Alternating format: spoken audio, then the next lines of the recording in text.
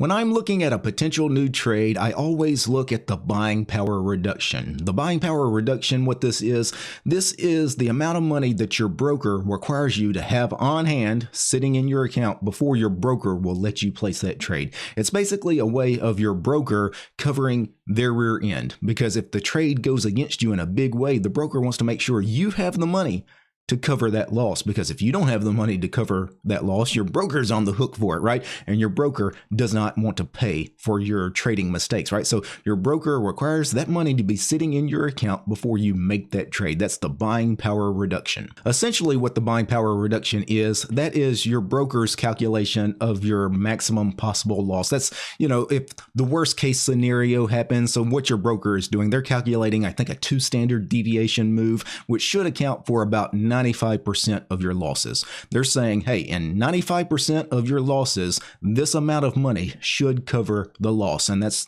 why they've assigned that value to your buying power reduction. And because your broker considers that a max possible loss as far as a realistic max loss number, I also treat the buying power reduction as a realistic max loss number, especially when I'm selling naked options like a naked put or a naked call. I look at the buying power reduction, and that's what the broker thinks my realistic max loss on that trade is. So that's what I also consider my max loss on that trade. Now, my favorite option strategy is the wheel strategy. And with the wheel, when you're running the wheel, the main component, of course, is selling cash secured puts. And when you sell a cash secured put, do you really care about what your max possible loss is? Do you really need to look at the buying power reduction of the trade, because the buying power reduction gives you the max possible loss, essentially? Do you even care about that number? Because you're going to accept assignment of shares if the put goes against you. That's the whole point of selling a cash secured put. You have the cash in your account set aside, ready to buy the shares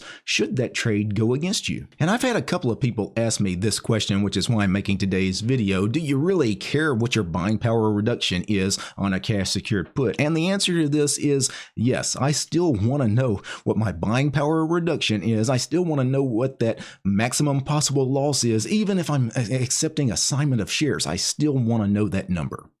So let me switch over to my trading platform and let's go to the options chain for SPY. Now let's imagine I'm going to run the wheel on SPY. So I'm going to go to the 47 DTE option cycle. And typically when I sell my cash secured puts, I like to go between 16 and 30 delta. So you know what? I'll choose the 20 delta put. So I'm going to sell the 492 strike here on SPY. That's the 20 delta put. The buying power reduction is $8,300. Now, why should I care what the buying power reduction is? Well, there's a couple of reasons you need to know what that buying power reduction is, even on a cash secured put. First of all, this buying power reduction number can change on an undefined risk strategy, such as selling a put, selling a call, selling a strangle. Those are undefined risk trades. You have undefined risk to the downside on the short put. You have undefined risk to the upside on the short call. And with a strangle, you have undefined risk to both sides. And because of that, your buying power reduction on the trade does change. Right? If this put starts going against me, so SPY drops from 511 and maybe it goes all the way to 492 or even below 492, all of a sudden the buying power reduction on this trade is going to go up, and it's going to go up in a significant way, especially as we get later in the option cycle where it's obvious I'm going to have to spend a lot of money to buy 100 shares of SPY, because if I had to buy 100 shares of SPY, that's $49,000 that I'm going to need on hand to buy those shares of SPY. So you can see why my broker, and as that trade goes against me and as expiration draws near, my broker is going to start bumping up this number, right? So you need to know about that, because you cannot exceed ever 100% of your buying power. If you ever exceed 100% of your buying power, you're going to face what is known as the margin call, the dreaded margin call. You guys probably know what this is, but this is where you've exceeded 100% of your buying power, and your broker is not going to allow that. You're either going to have to deposit more cash into your account so you get that buying power under 100, or your broker is going to force your account to get back under 100% of your buying power, because they're going to close your trades. Your broker is just going to automatically start closing your trades. They're not going to ask you about it. They don't care whether you're up money or down money on your trades. No. Your broker has to protect themselves. So what they're going to do, they're just going to start closing some of your positions, whether it's good for you, bad for you, whether it hurts your account. They don't care. You just have to get back up under 100% of your buying power. So you have to pay attention to buying power. Now, as far as the other reason I like looking at buying power reduction, it's a good gauge of a possible max loss.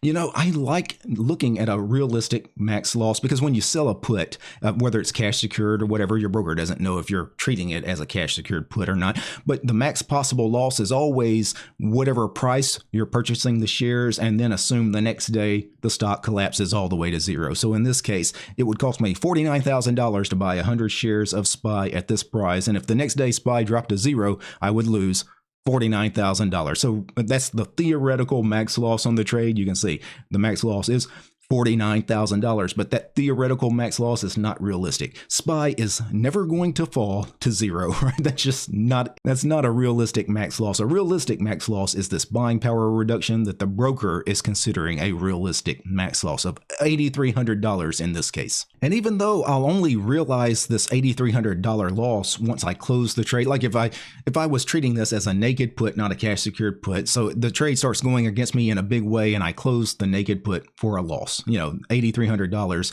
would be that loss. But again, I'm not going to do that. If I cash secure it, right, I'm going to buy 100 shares at $492. But still, I need to know what this number is because it's very possible that if a put goes against me and I end up getting assigned and have to buy SPY shares at $492, a realistic unrealized loss I could be facing at that point is $8,300.